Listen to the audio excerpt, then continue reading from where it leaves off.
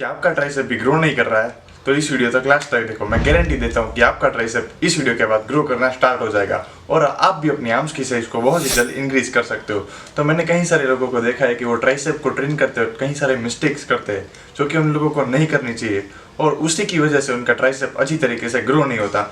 तो आज मैं आपको वही मिस्टेक्स और उनके सॉल्यूशन बताने वाला हूँ जिसकी मदद से आपके ट्राइसेप भी बहुत जल्द इंक्रीज हो सकते हैं और आप अपनी आर्म्स की साइज को बहुत ही जल्द इंक्रीज कर सकते हो। तो गाइज, स्वागत है आपका एक और नई वीडियो में। मेरा नाम है आदित्य मेहुचा और मैं राजकोट से हूँ। तो कैसे हैं आप लोग? आशा करता हूँ कि आप लोग अच्छे और कंसिस्टेंट होंगे।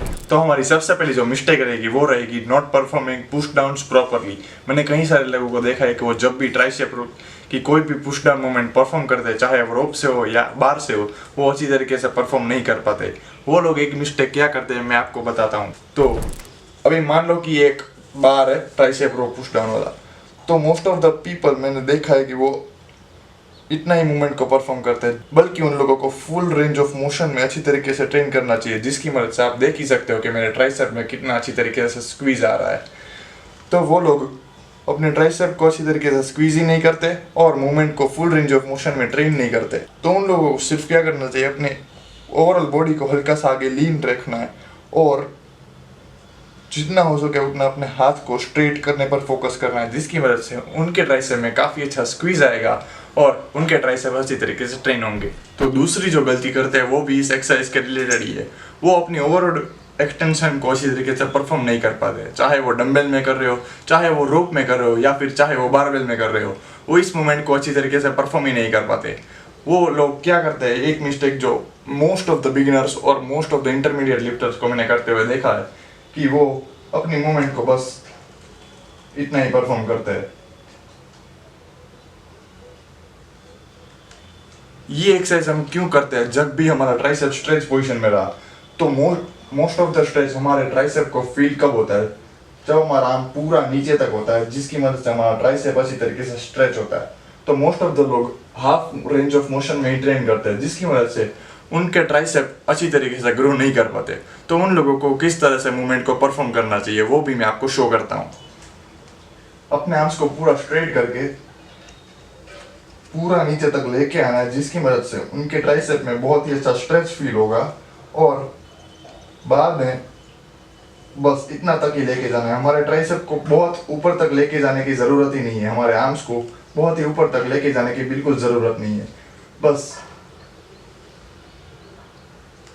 इस तरीके से मूवमेंट को जब परफॉर्म करेंगे तब हमारे ट्राइसेप में बहुत ही अच्छी तरीके से माइंड मसल बना रहेगा और हम हमारे ट्राइसेप में अच्छी तरीके से माइंड मसल कनेक्शन को बिल्ड करके हम हमारे ट्राइसेप को अच्छी तरीके से ट्रेन कर पाएंगे।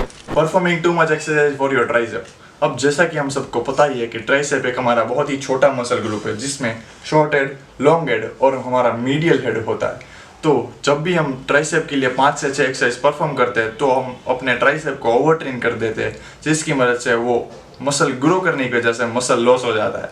तो हमें क्या करना चाहिए, हमें सिंपली अपने ट्राइसेप के लिए 2 से 3 ही एक्सरसाइज परफॉर्म करनी चाहिए, जिसकी वजह से हम हमारे ओवरऑल ट्राइसेप को अच्छी तरीके से टारगेट कर सकते हैं।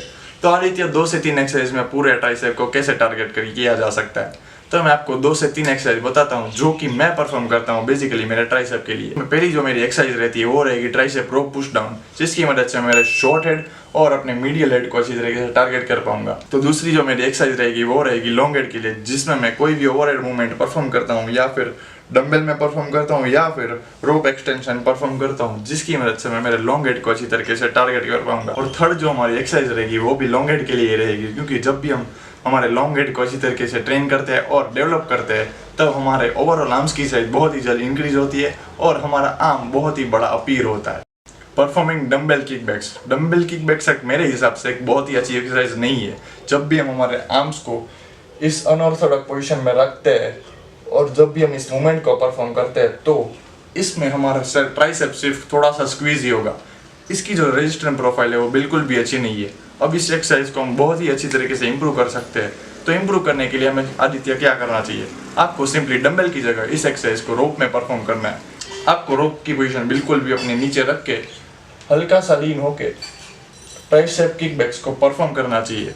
मैं इस एक्सरसाइज को रोप में कभी भी परफॉर्म करता हूँ, क्योंकि रोप्स में हम अपने कॉन्स्टेंटली टेंशन हमारे ट्राइसेप को दे सकते हैं, जिसकी वजह से हमारा ट्राइसेप कांस्टेंट टेंशन में रहेगा और हमारा ट्राइसेप बहुत ही जल्द अपनी साइज इंक्रीज कर देगा। तो मैं आपको भी सजेस्ट करता हूँ कि डंबल की जगह इस एक्सरसाइज को आप रोप में परफॉर्म करें, जिसकी वजह से आप अपनी ट्राइसेप की गेन्स को मैक्सिमाइज कर सकते हो। और हमारी लास्ट मिस्टेक रहेगी वो रहेगी doing overhead extension with barbell.